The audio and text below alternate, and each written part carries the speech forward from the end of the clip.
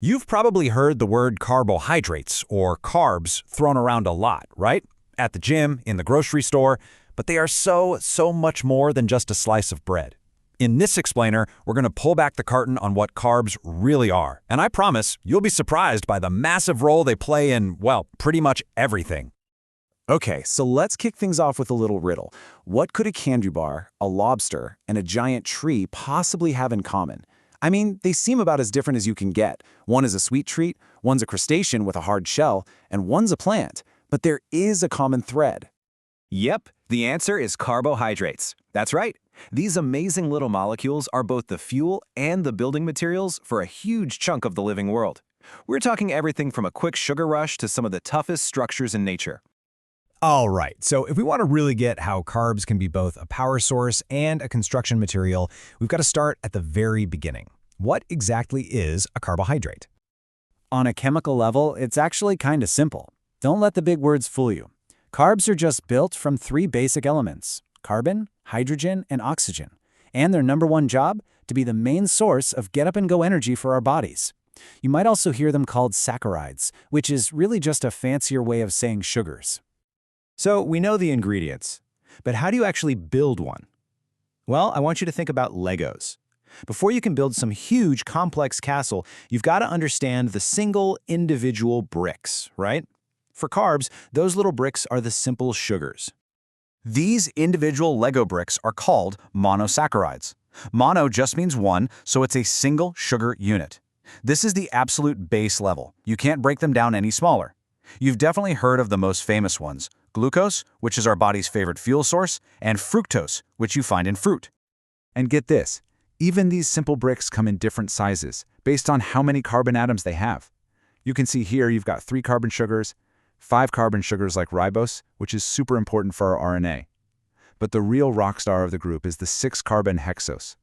That's the category that includes glucose, our body's go-to fuel. Okay, so we've got our single Lego bricks. What happens when you start clicking them together? Well, this is where things get a little more complex and a whole lot more familiar to us. When you link 2 of those simple sugars, 2 monosaccharides, you get what's called a disaccharide. Di means 2, so it's literally a double sugar. It's the next step up in building something bigger. And boom, this is where you start to see sugars you actually know. The regular white sugar you put in your coffee, that's sucrose. And it's just one glucose stuck to one fructose. The lactose in milk, that's a glucose plus a galactose. It's wild how just pairing up these simple units creates totally different things we use every day. Here's a cool little hack for you. Chemically speaking, most simple sugars are something called reducing sugars. It just means they can easily give away electrons in reactions, which is a big deal in biology. But sucrose is the weird one out. It's a non-reducing sugar. So an easy way to remember it is this: sucrose sucks at reducing. Okay, we've gone from 1 Lego to 2. But what happens when you don't stop there? What happens when you link hundreds or even thousands of them together in a massive chain? Well, that's when you get into the world of the carbohydrate megachains. These giant structures are called polysaccharides. Poly means many. We're talking long, sprawling, complex chains made of thousands of simple sugars, all linked up like a massive net. These are the heavyweights of the carbohydrate world. And this is where it gets really mind-blowing. These mega chains have 2 totally different but equally crucial jobs. On one hand, they act as giant energy storage tanks. Think of the starch in a potato or the glycogen in your own muscles. But on the other hand, they can be building materials, providing incredible strength and support, like the super rigid cellulose that makes up a tree or the tough chitin in that lobster shell we talked about. Want another little memory trick? For glycogen, the energy stash we animals use, just think of it as a glucose generator. Whenever your body needs a fast shot of energy for, say, a workout, it taps into those glycogen stores and breaks it down to generate the glucose your muscles are screaming for. Okay, we've done the deep dive on the chemistry, from the single bricks to the giant castles. But what does this all mean for you? How does your body actually deal with the carbs you eat every day? So, your body has this amazing, super efficient playbook. The process literally starts the second you take a bite.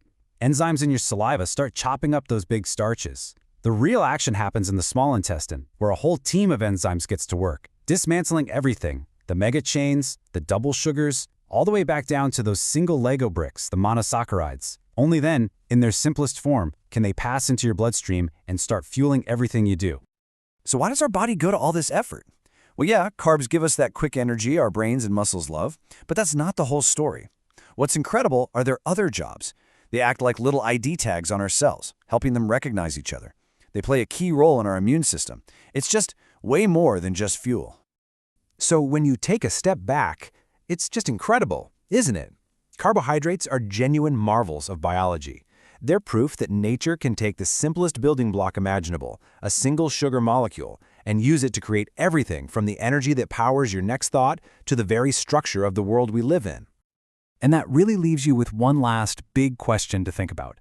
If a humble sugar molecule can be rearranged to build things as wildly different as a flower's nectar and a beetle's armor, what other simple, fundamental building blocks are out there, hiding in plain sight, just waiting for us to figure out all the amazing things they can do?